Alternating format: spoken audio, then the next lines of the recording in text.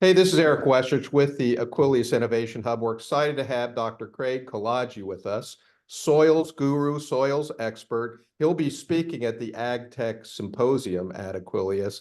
And so if you come, you get a chance to hear him talk, and you'll also get a chance, hopefully, to meet him. But in the meantime, let's find out about Craig Kolodge. Doctor, welcome. Yes, thank you, Eric.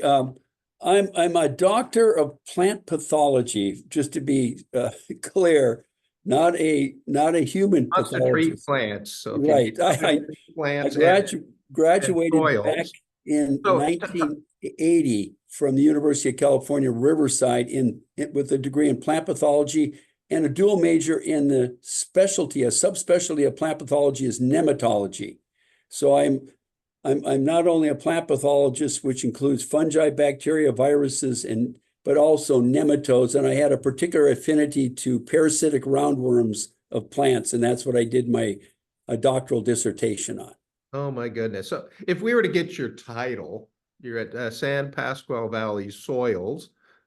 What's your title? What's your official title there? My official title is Business Development and Sustainability Manager for San Pasqual Valley Soils here in Escondido, affiliated with the last remaining commercial dairy in San Diego, the Frank Conine Dairy. And as such, we produce the only cow manure-based compost and landscape compost, and I consult and support the sales program here in educating farmers, gardeners, landscapers, anyone interested in understanding how to create healthy soil, how to use recycled organics in a very practical, applied way. So I'm a specialist also in stormwater management, worked almost 10 years in the utilization of composted best management practices for stormwater management and green infrastructure establishment. So I've done a number of things, but right now this is my, I don't know what career. I was formerly the farm advisor and county director for the University of California Cooperative Extension up in Santa Clara County. Did that for 10 years and was also the superintendent of the University of California's Bay Area Research and Extension Center, focused specifically on the applied research for agriculture and horticulture. So I've had a very diverse background. That's quite a big canvas. Unfortunately, we don't have time to show that whole picture here, but if you come meet him, I'm sure you can dig into all kinds of those things. Let's see if we can't compress your life down to, In compressing it, Eric, I would say I'm a hardcore agrarian who has a very strong commitment towards seeing urban populations, urban centers like San Diego, re-embrace their agrarian roots and not only sustain it, but grow it, to become and embrace all aspects of growing crops in gardens and orchards for food development, for a more sustainable and resilient population, as well as addressing environmental problems like carbon sequestration to rebalance the carbon in the atmosphere and put it back in the soil through soil management and the development of healthy soils, which then feed healthy plants and healthy people. Well, let's see if we can figure out how you got this way. How you I turned get into this, that kind of person. Let's go back in time. right? I mean, obviously this happened over time, gardening, that kind of thing, but when was the first time you remember telling somebody about your passion for plants? Like, what was that conversation like? It could be anybody. I'm sure you did Yeah, this a lot, but if we were to pick one conversation that kind of was representative, what was that like where you I, finally I, said, I'm I a think plant person? yes. I think it came back when I came back out of the Peace Corps. I knew I wanted to work outside. I wanted to work with agriculture in some form, and I applied to the University of California Department of Plant Pathology at Riverside, and was accepted, and then picked a specific specialty, nematology. And in the process of that commitment to a graduate program in plant diseases, I also expressed that they had a community student garden right on campus. And I said, I want a plot in there. I want to grow my own food for my family. it really goes back to some of my earlier influences. One was the Do Nothing Farming by Masanobu Fukioka from Japan, another plant pathologist who integrated, truthfully, kind of a Buddhist approach toward farming in Japan and taught really, before it was popular, regenerative agriculture all over the world and studying nature. I wanted to apply the lessons that nature taught us. Who did you share that book with? Just about anybody that would listen. Anybody came within range of you, it's like, here. Yeah, they came that, and then another big influence with me was Wendell Berry. Wendell Berry, professor of literature and a very noted poet and writer in Kentucky, who is a farmer, has been a farmer and a hardcore agrarian. And so this agrarian, and I would say it's more of a feeling, Eric, than it is an intellectual pursuit. I simply feel at home every time I'm around plants, and you stick me in an orchard, a farm, or a garden, and my endorphins go right through the roof. So what you're saying is that if I take you to Butchert Gardens up in I've been there. Oh my goodness. And I drop you off when it opens, I'm going to be pulling you away at closing time saying, you will, and I've been there. You gotta go. Exactly what you hit it on the head. You hit it on the head. I will feel so at home there. I have to say those gardens look much better than the rock quarry that they built. Isn't it amazing, the transformation? Anymore. You don't even realize it's there, but yeah, nobody remembers the rock quarry, which is why that whole thing. But yeah, spectacular garden. I've been there for my 70th birthday. That was my 70th birthday present. My family took me to Butchart Gardens. That was the best gift they could have given me. It was a great way to make my wife happy there. I've taken her there. Pretty good to go. Okay, so obviously plants are good and you decide to be the world expert on plants. You're in that. Obviously your passion is there. When you look at where you started from, when you signed up for that program in your own garden space to today, if you were to pick one challenge that you had to overcome to get there, what was your greatest challenge in becoming the person you are today? The greatest challenge was I've been married almost 50 years now, and my wife did not grow up on a farm. And so I had this affinity to want to work in agriculture. And as I finished my education, and all the job offers were in these remote areas of rural America and not in the cities. And my wife is a city gal, and she didn't want to live on a farm. She wanted to stay near the coast where she had grown up. That was by far trying to balance my love of wanting to work in agriculture and coexisting in an urban population in an area where all the farms had basically been pushed out. You know, you had some agriculture, but large scale agriculture that could potentially support a family was very, very hard to find. So I had to be very, how can I say it, adaptive and flexible in what I was willing to do to be able to stay in this urban environment and craft, if you will, a career in agriculture, horticulture in that area. That's very interesting, but it could have been worse. I was talking to Bert Rutan, who is an innovator of these crazy airframes. And of course, they do all that testing by Edwards Air Force Base out in the middle of the desert. And they always have bets on how many days in a row the spouse is going to cry when they move. Exactly.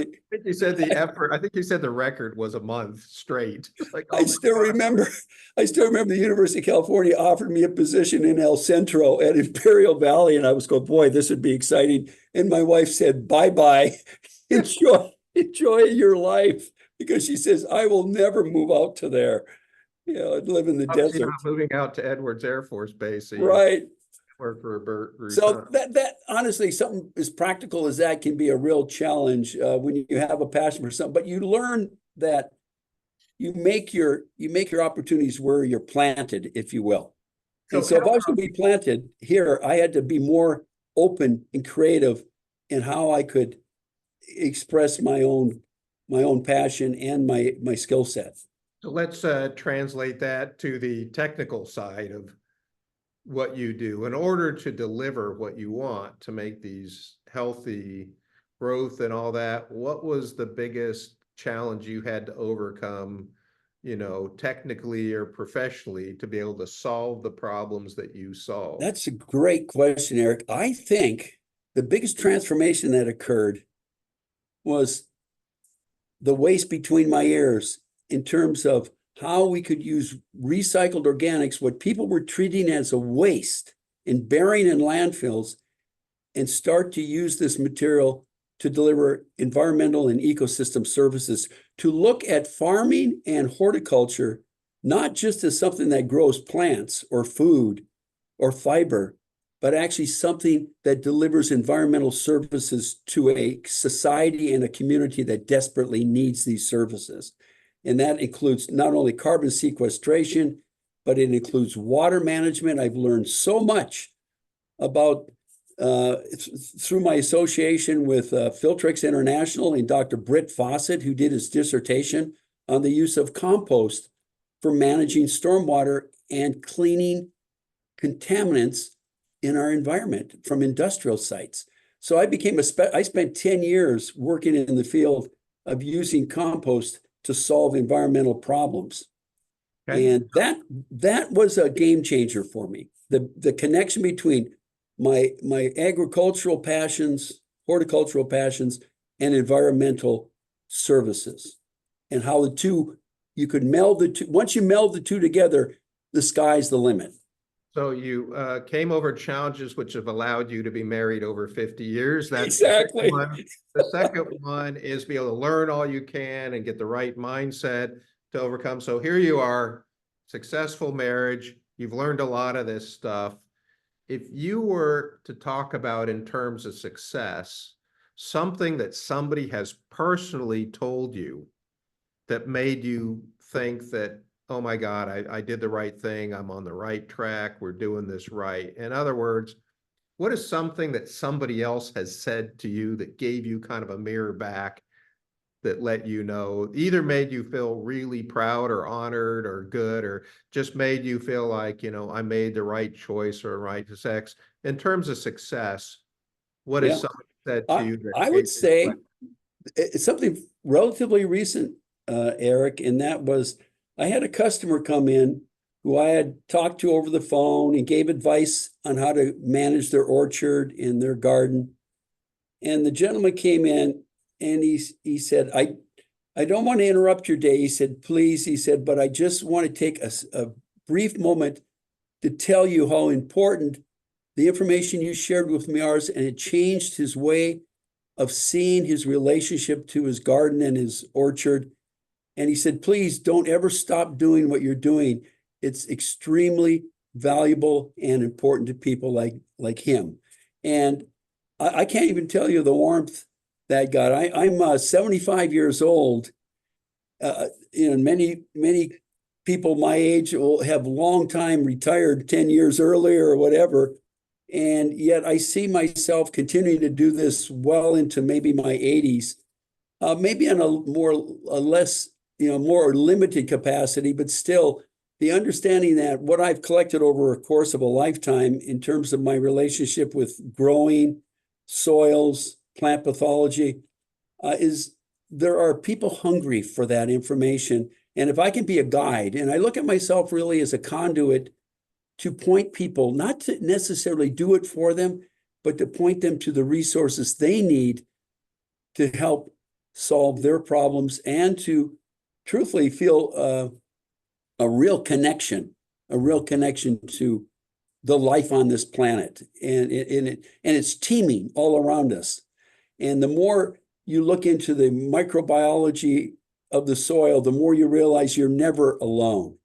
When you go into a garden, you are standing on the feet of billions and billions of organisms that are holding you up and supporting you so you can continue to thrive and enjoy this wonderful experience we have here on Earth. It's if we take care of the microbiology in our soils, those soils will take care of us.